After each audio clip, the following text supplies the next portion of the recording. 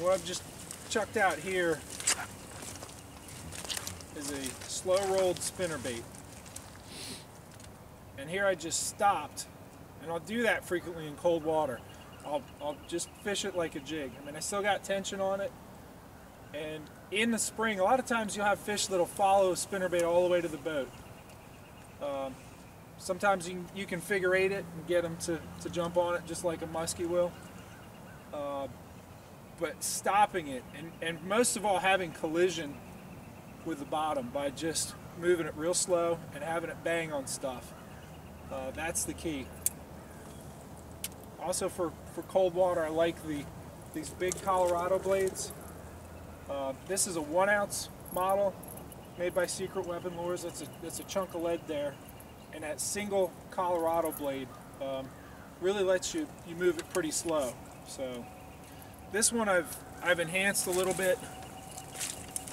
I added a little bit of bucktail here, little black bucktail.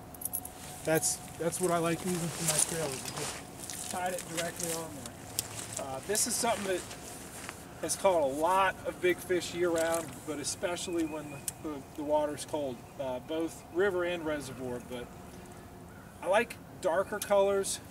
Most people are throwing white, silver, chartreuse. I think it's important to throw something different than what the average angler out on the river is throwing. Give them something different. I mean, that's sort of my mantra, because I'm always tinkering, making my own baits, and throwing them something that they haven't seen again and again and being caught on again and again.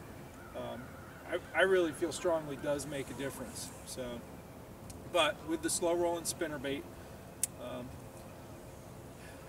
you want to suspend the belief that you're fishing a spinnerbait sometimes.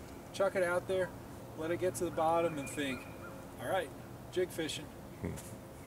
Wait for that pickup. Usually you don't get a pickup, but you'll get